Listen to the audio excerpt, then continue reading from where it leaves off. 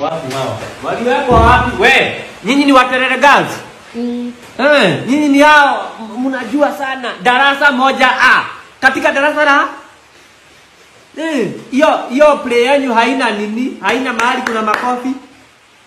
Niwe nauliza. Nakwambia wewe Simba Malala. Wewe.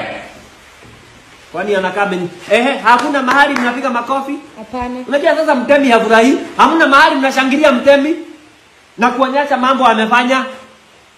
Niwe nauliza. Hatuna. Edgar, niwe nauliza. Hamna? Hatuna. Nyinyi ndio waigizaji. Michezo ya kuigiza. Mlikuja zile kusoma ama kuigiza. Kioo cha jamii ndio nyinyi hawa. Darasa moja A. Butere Girls. Mko na court order. Okay. Haya. Mpaka saa zile mtemi atasema ndio tutafungua. Tuongee fact. Hao wasichana wa Butere Girls wamekosea. Huwezi ongelesha askari kizungu. That is hiyo ni kama matusi.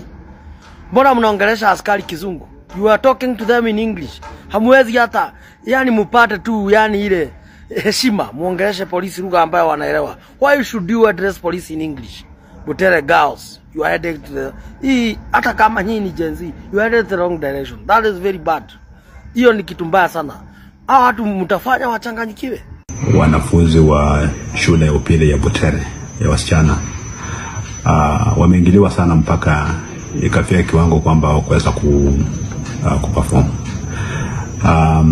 Na mnajua mambo ya drama ni drama tu, na lazima play nzuri lazima reflect reality. Na sisi ambao tuko katika sehemu za katika nafasi za uongozi, hiyo ni njia moja ya sisi kupata feedback kwamba hivi ndivyo wananchi wetu wanahisi. Ikifika wakati ambapo watoto wa shule wanakuwa na play kama hiyo, wengine wanaangalia nani aliscript hiyo play, but ujumbe ule ambao kwa hiyo play ni upi. Na sisi kama viongozi tunatakana encourage watoto wetu wakuwe na freedom ya expression. Yale mambo ambayo wanaamini yanaendelea katika taifa la Kenya wanayaonyesha katika hiyo play. Lakini mkisema kwamba sasa kwa sababu wanasema ule ukweli ambao upo wanyamaze, hiyo ni kumaanisha kwamba unafunza mtoto kwamba akiona jambo lolote ambalo linaendelea hata katika jamii ambalo sio nzuri, ile option ambayo iko nayo sio kusema, sio kuongea, ni kunyamaza. Lakini pia lazima tujue kwamba yale mambo ambayo yanamkandamiza mwananchi, isipopata opportunity ya kuventilate, ya kujiexpress, ya kuyasema, lazima atafuta njia ya kutoka. Na mara nyingi ile njia ambayo ya kutoka utaimanage. Mimi kama nilikuwa serikali, hata ule mchezo mimi kama waziri kwa mfano ama director education, angekuwa pale na participate, tuna asikilize fan, asikize vile watoto wanaongea, vile wanapatia feedback. We are creating mountains out of molehills. Serikali itakani kuwa insecure. Kama tunakuwa insecure, kiwango cha kuogopa watoto wetu wenyewe, kiwango cha kuogopa wale watu ambao walisema hawana uwezo wote wakafukuza kwa serikali, sasa ndio wanatia serikali.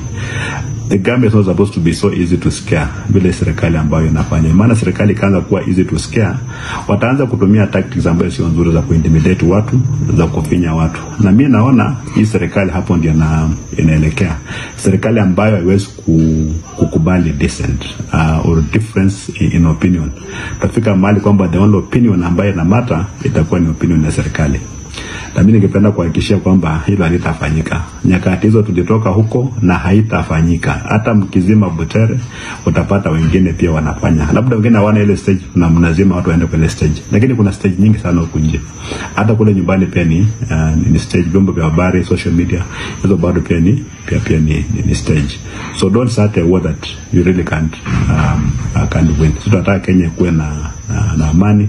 So that we focus on issues that really matter, badala kuwa na side shows. Wewe mtu mzima kama usibidi kwa mfano unasikia namna gani, ukifinya msichana 15 mwambie kwamba hawezi kuongea, unaleta askari unatupatia gas. Tunafunza watoto wetu nini? Lazima tuanze tu kuwajibika.